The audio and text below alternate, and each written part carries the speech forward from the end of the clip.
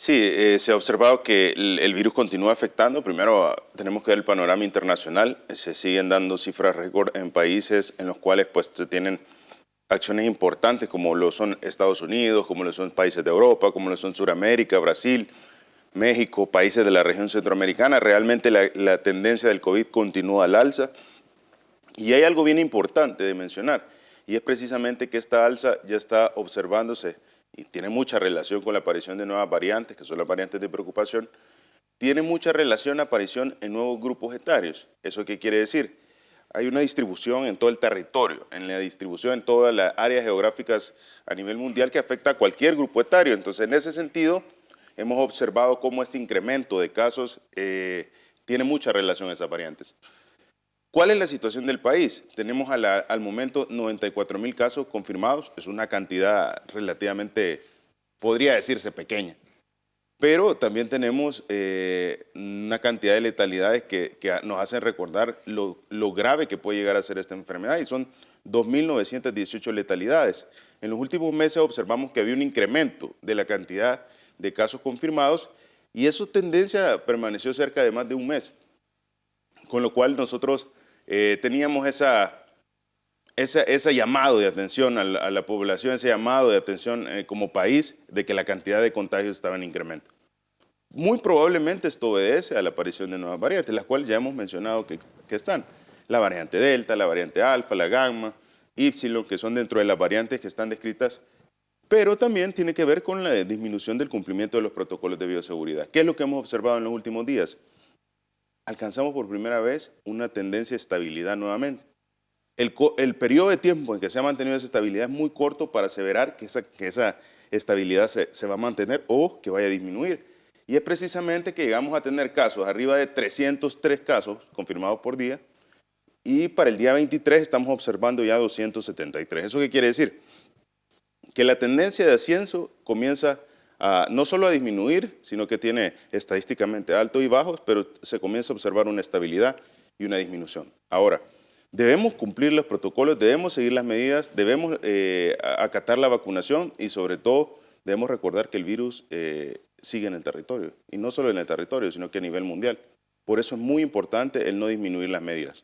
Si ustedes se dan cuenta, hay países, hermanos centroamericanos, y lo digo porque son los países que están bastante cercanos a El Salvador, que con la disminución del cumplimiento de medidas, con el relajamiento de las medidas, están presentando casos altos, están presentando ingresos hospitalarios en los cuales ya su capacidad no da la cantidad de complicaciones a causa de la enfermedad, sigue en ascenso, estrategias como la vacunación han tenido dificultades, entonces debemos aprender de situaciones que están viviendo otros países, buenas y malas, para evitar que también El Salvador pueda llegar a un momento difícil.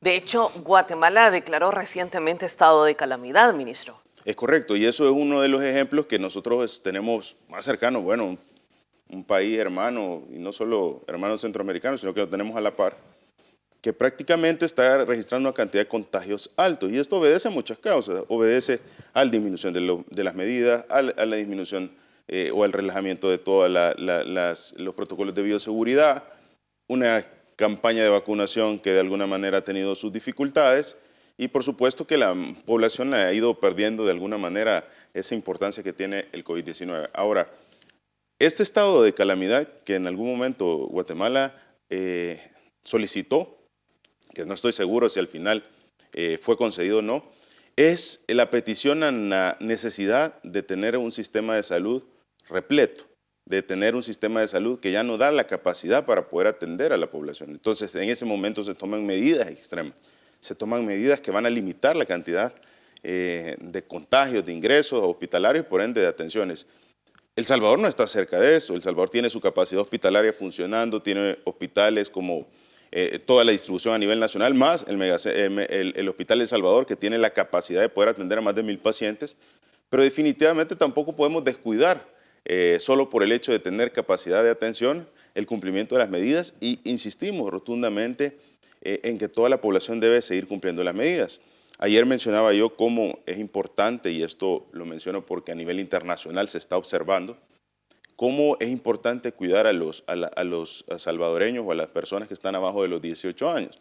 porque estamos observando a nivel internacional, Estados Unidos, Europa, cómo se comienzan a observar de alguna manera complicaciones, cómo se incrementan los casos en estos grupos etarios, y esto puede obedecer a múltiples causas. Uno, la adaptación del virus. La adaptación del virus implementan o facilidad de transmisión en los grupos etarios menores, que no lo observábamos anteriormente, pero este virus nos ha enseñado algo, y es que cambia, se adapta y va generando complicaciones totalmente diferentes a las que inicialmente se veían. ¿Por qué menciono esto? Porque es muy importante el hacer doble énfasis en recordar que hay que cuidar a esos grupos que se están observando, que tienen complicaciones, o que se están observando que tienen dinámicas de contagio importantes a nivel internacional.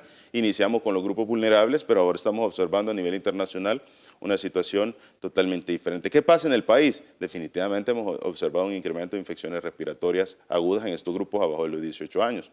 No son confirmados de COVID, pero sí hemos observado un incremento de infecciones respiratorias agudas.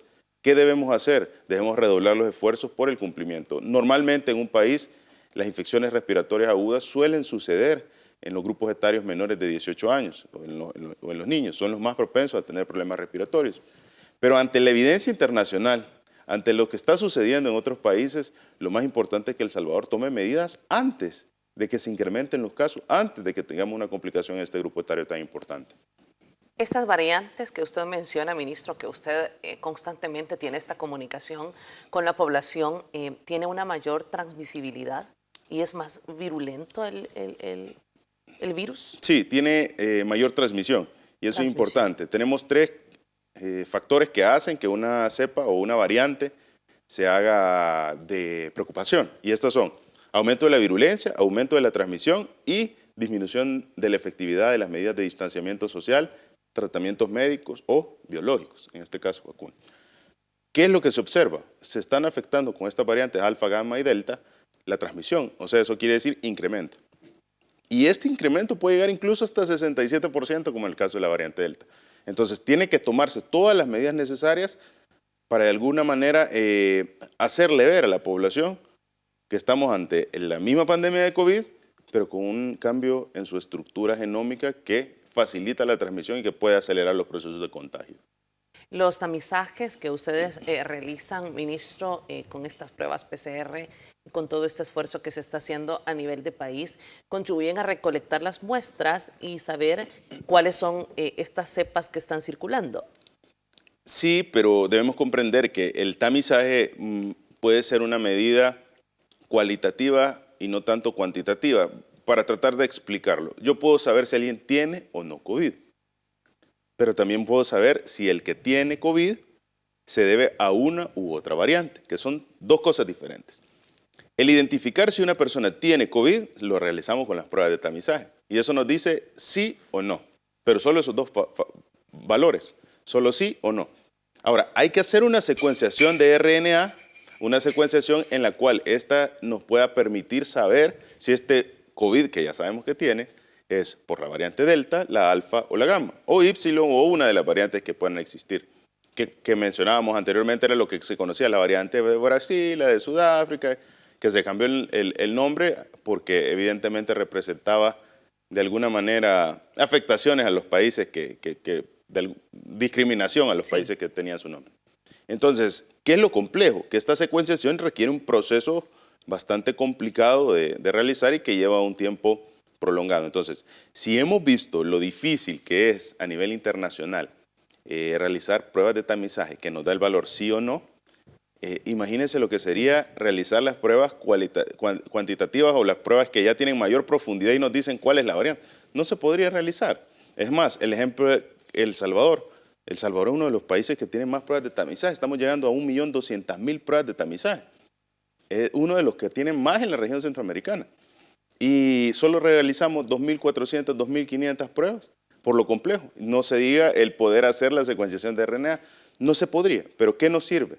Primero, se hacen al azar, se hacen muestras y partiendo de esas muestras, en base a lo que se recolecta, es lo que el país puede tener presente como circulación. Entonces, en esa recolección identificamos variantes alfa, gamma, delta, ipsilon, y estas variantes al identificarse en menor o mayor cantidad, eso no tiene importancia porque la muestra que estamos colectando es una muestra tan pequeña que realmente si vemos 2 casos de uno, 10 del otro, 5 del otro, no tiene una muestra tan representativa como para decir, no, no se preocupen, solo es la variante tal. No, si usted identifica en un tamizaje centinela cualquiera de las variantes, hay que hacer de conocimiento o hay que tomar las medidas como que si estuvieran todas esas variantes en distribución nacional, por el tema de lo complejo que es identificar. Ahora bien, con la facilidad de transmisión que tienen estas variantes, identificar un caso de variante Delta es sinónimo de que esta variante está bastante diseminada, pues tiene casi 7 veces más posibilidad de contagio esta variante que una variante de la que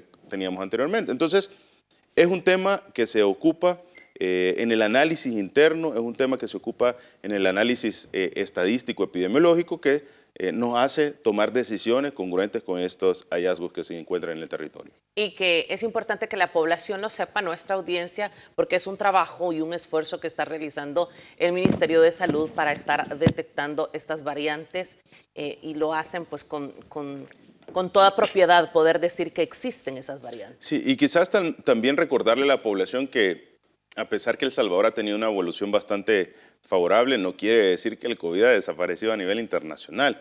Cada día escuchamos menos casos en El Salvador. Evidentemente hemos observado incremento de los casos de contagio, pero esto no quiere decir que todos estos casos van a parar a un hospital. Pero no es la misma situación de Honduras, no es la misma situación de Guatemala, no es la misma situación de otros países. Y esto se debe a tomar decisiones en tiempo oportuno. No nos confiemos, el COVID no ha terminado. El COVID sigue generando complicaciones en otros países y lo está generando a nivel mundial, por lo cual debemos ser muy responsables y sobre todo completar la estrategia que le va a poner fin. Y esa estrategia es fácil, esa es la estrategia de vacunación. Cuando usted tiene una enfermedad y sabe que un medicamento lo va a curar, uno toma el medicamento para salir o sanar de su enfermedad. En el caso del COVID es muy similar, solo que el tratamiento es preventivo. No tiene que esperar a enfermarse para tomar el medicamento. Claro. Lo puede hacer desde antes y esto se llama la aplicación del biológico. Este biológico está de distribución nacional, es gratuito, es universal, es voluntario, tiene facilidades para la aplicación. Ya tenemos más de 10.7 millones de dosis en el territorio, le toma a usted menos de 72 horas agendar una cita. Entonces, no hay excusa para que usted no pueda recibir su tratamiento, el cual le va a prevenir una complicación grave o le va a prevenir una letalidad a causa del COVID. Sí, es una de las situaciones que se está investigando a nivel internacional. Cada día tiene más peso, más soporte esta evidencia y países principalmente como Estados Unidos están observando que no solo se incrementan los casos, sino que también de alguna manera han tenido mayores complicaciones. Y es precisamente de esto que parte el tener que hacer investigación en si los niños abajo de los 12 años también pueden recibir esta protección. La investigación científica, el análisis del COVID no para y todos los diferentes organismos y las diferentes sociedades a nivel mundial están haciendo investigaciones acerca de múltiples situaciones que pueden venir a beneficiar ante el COVID-19. Una de ellas es implementar estrategias o aumentar las estrategias que ya estaban. En este caso podría ser una de ellas el incrementar la vacunación a grupos etarios que sean abajo de los 12 años. Ahora bien, El Salvador siempre hace un análisis tanto de lo que está sucediendo a nivel internacional, nacional, y también emite sus opiniones al respecto para poder tomar decisiones en tiempo oportuno. Claro, clave de ello es el resultado que se está teniendo y un ejemplo que podemos darle a la población fue en el momento en el que El Salvador dijo, bueno, se va a solicitar un PCR obligatorio al ingreso, y esto fue en septiembre del año pasado, ya hace ya casi un año, en el cual mencionamos cómo teníamos que retrasar la llegada de nuevas variantes al territorio para permitirnos avanzar en la estrategia de vacunación. No es lo mismo la llegada de una variante Delta a El Salvador que la llegada de una variante Delta a un país que no tiene el mismo nivel de avance en la estrategia de vacunación como es El Salvador. ¿Por qué? Porque los efectos negativos que puede tener esta enfermedad, pues evidentemente van a afectar en el país que tiene menor población vacunada que en el que tiene mayor población vacunada. Ahora, esto es un ejemplo de cómo El Salvador toma decisiones propias y que esas decisiones son trascendentales y que al final se comprueban que son decisiones oportunas. Y que nos convierten en referentes para otros países. Es correcto, y que nos convierten en referentes para otros países tomando decisiones y análisis muy propios del país. Entonces, en ese sentido, estamos siempre en la expectativa de identificar nuevas estrategias, de identificar nueva evidencia, de tropicalizarla aplicarla a nuestro país y pues por supuesto en el caso de que se amplíen los grupos etarios eso no va a ser la excepción. Recordemos un punto importante y que debe ser claro, ¿cómo alcanzamos la inmunidad poblacional o la inmunidad colectiva de rebaño? Los libros y la literatura, bueno, en este caso no son los libros, son la evidencia que está a disposición, que son estudios, muestran que esa inmunidad se logra cuando la población está arriba del 90%.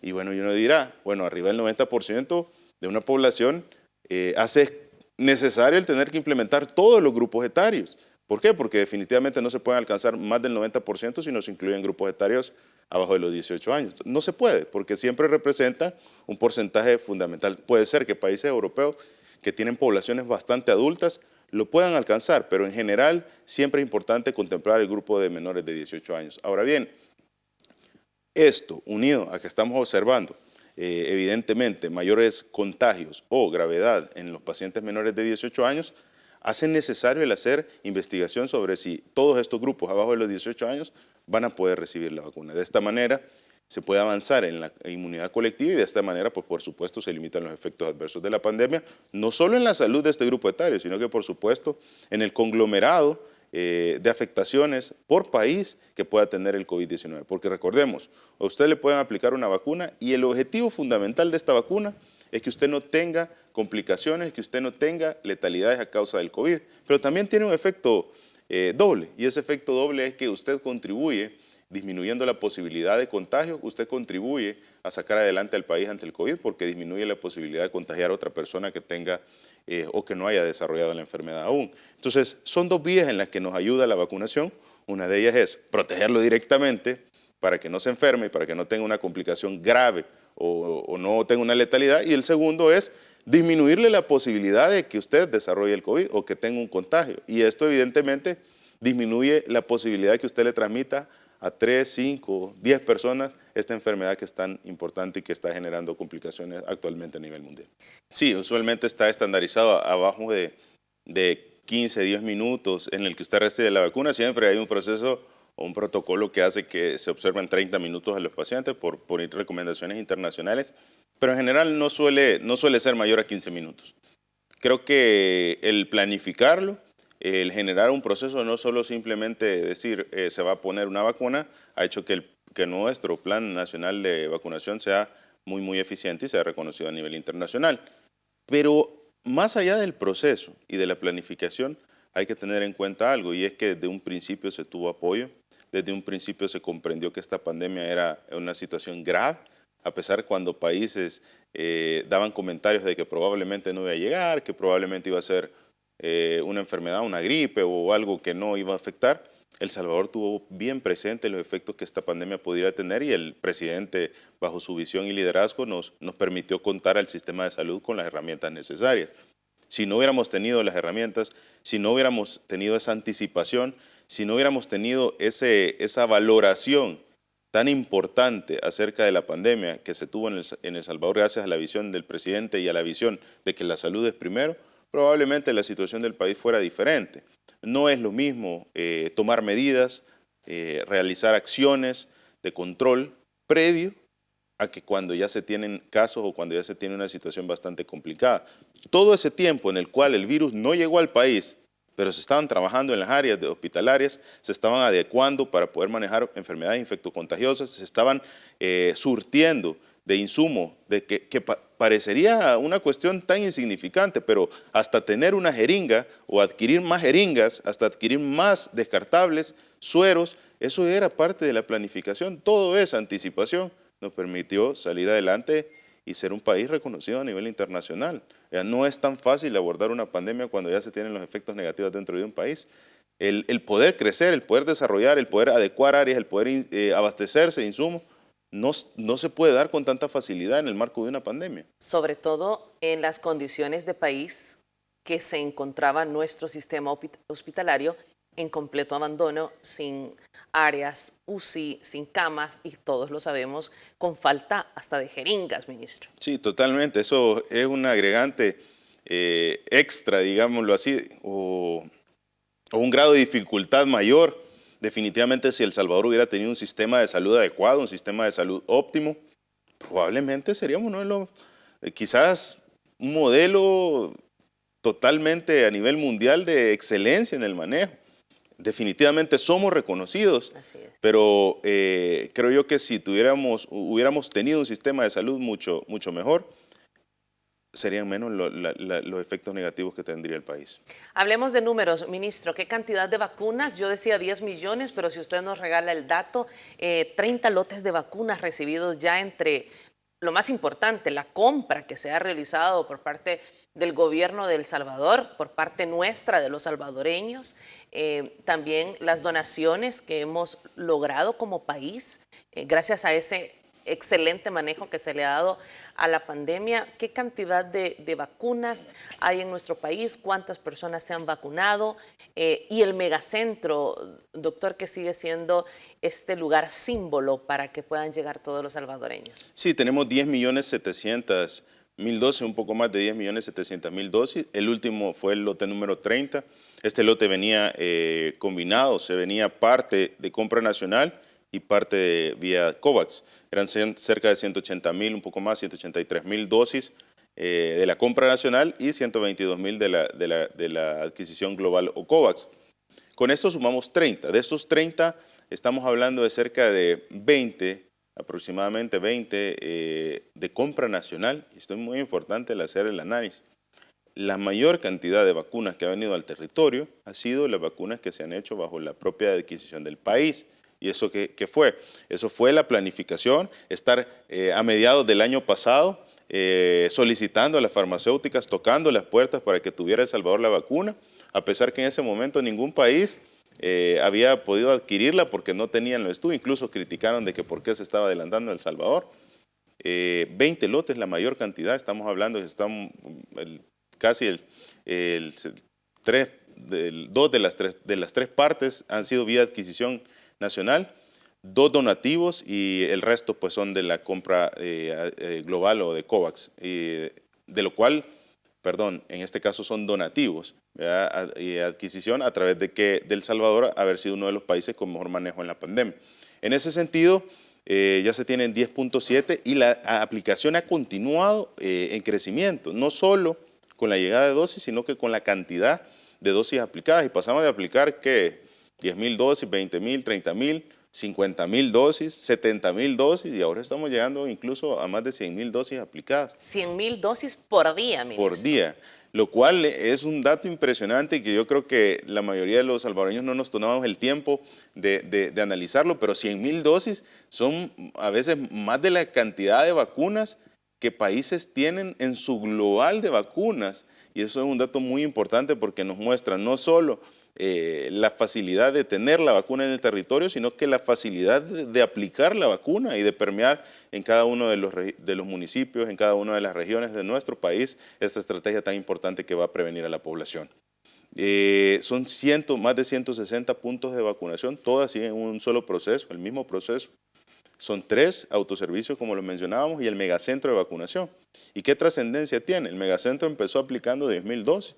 El que iba a ser el hoyo, el que muchos de los diputados en la Asamblea Legislativa negaban sus votos porque decían que sería el hoyo, ministro. Es correcto. Ese que decían que iba a ser un hoyo, un galerón, pues está siendo uno de los puntos clave para que el sistema de salud pueda ganar la batalla del COVID-19, porque es el que nos está permitiendo ampliar esta estrategia de vacunación día a día con la mayor capacidad. Más de 20.000 dosis de vacunas aplicadas en un tan solo día, solo en el megacentro de vacunación, siguiendo orden, teniendo siempre esa característica que en menos de 10 minutos usted ya está en el área de observación. Yo creo que eso es trascendental. Ahora, que existan grupos que no comprendan cuáles son las acciones médicas en el marco de una pandemia, es comprensible, pero esto pues evidentemente es por falta de conocimiento que ya era rutinario. Entonces creo que es muy importante el que la población tenga la tranquilidad que siempre hubo una claridad de cuáles iban a ser las decisiones y esas decisiones enfocadas en cumplir el objetivo fundamental del Ministerio de Salud y que fue el que el presidente nos encomendó. Y nos lo encomendó porque es un derecho, es un deber constitucional y ese es el salvaguardar la vida. Así que se ha hecho lo que se ha tenido que hacer desde siempre en el Ministerio de Salud. anticiparse, tomar las medidas, hacer lo humanamente posible por salvaguardar la vida de la población, y esto ha sido posible gracias a la visión y el liderazgo del presidente Bukele, que nos dio todo lo que necesitaba el sistema de salud para afrontar esta pandemia. Y recientemente, si no me equivoco, el pasado domingo el presidente también anunciaba la cartilla, el certificado de vacunación digital. Sigue avanzando el desarrollo del sistema de salud, contando con más herramientas, pues se pueden ir implementando, y uno dirá, bueno, ¿qué tiene que ver la cartilla de vacunación digital con herramientas? Definitivamente un sistema de salud paupérrimo, un sistema de salud retrasado, cero modernización, no iba a tener la capacidad de implementar una estrategia tan moderna o que requiere equipo, requiere redes, servidores, para poder tener una estrategia como una cartilla de vacunación digital. Esos son parte de los ejemplos que se tienen. ¿Qué se busca? ¿Cuántas veces los salvadoreños dijeron, mire, yo perdí mi cartita de vacunación, se me mojó, me la arruinó el perro, una serie de situaciones, la extravié? Entonces eran peticiones muy rutinarias, pero también era una situación que hay que hacer un análisis, un trabajo técnico importante para que no se pierda información o no se ocupe mal información. Y se logró completar. Ahora El Salvador tiene la facilidad de poder tener en la disposición de su teléfono el código necesario para tener su cartilla de vacunación y de esta manera incentivar la vacunación. Y esto es muy importante, y ahí debe de ser clave la acción y el trabajo de los diferentes sectores de la sociedad, que a través de diferentes acciones importantes, diferentes medidas que puedan promocionar o que puedan incentivar a la población a recibir la vacuna, se sumen para salvaguardar la vida de la población salvadoreña. Y esto es parte de la renovación, de la transformación, de la modernización que está realizando el Ministerio de Salud. Usted nos ha contado antes sobre la digitalización de expedientes y me imagino que es parte de todo este proceso, ministro. Ese proceso no ha parado, continúa. El hecho de que el Ministerio de Salud esté con una de las principales prioridades, que es la pandemia, no quiere decir que no trabaje en otros aspectos, en otras enfermedades de salud y también en el funcionamiento del propio Ministerio de Salud. Se está digitalizando el Ministerio de Salud, se está transformando. Queremos hacer más eficiente, queremos que el uso de los medicamentos sea pues mucho mejor manejado, y todo esto parte de tener un orden, de pasar de ser un Ministerio de Salud que llevaba todo a papel y lápiz a ser un Ministerio de Salud como cualquier empresa privada que tiene todas las capacidades para poder, mediante herramientas, facilitar. Y esto en una institución pública. Entonces, el poder contar con todo lo necesario para facilitar inventarios, expediente electrónico, que usted pueda tener los resultados de su examen en el teléfono, que no tenga que ir 3 veces a la misma institución a traer los exámenes, eso definitivamente va a ser un cambio sustancial. Yo les puedo poner un ejemplo y la población no me dejará mentir. Usted va al doctor, en el doctor le dejan un examen, en ese examen usted tiene que llegar primero a agendar la cita. En la segunda ocasión le toman el examen. En la tercera ocasión llega a recoger el examen y en la cuarta ocasión lo presenta con el médico. 4 veces solo para un examen. Así es. Qué fácil sería que usted simplemente pudiera agendar una cita desde su teléfono, llega el día, le toman los exámenes y el resultado se lo mandan a su expediente electrónico en el celular. Y ya solo tiene que ir al control con el médico y le dejó los exámenes. Entonces, esas son parte del uso de tecnología que hace mucho más eficiente el sistema de salud. Y hay que decirlo, ministro, no solo era un ministerio de papel y lápiz, como usted lo señala, sino que desgraciadamente las últimas informaciones detallan que también ha sido un nicho de corrupción el Ministerio de Salud, y qué bueno que esté teniendo esta transformación. Pero hay muchas más buenas noticias al respecto. Ayer lo vi inaugurando el Centro Nacional de Simulación en Medicina del país. Es decir, usted no tuvo el gusto de trabajar con este tipo de esfuerzos que ahora hace el Ministerio de Salud, con este centro de simulación.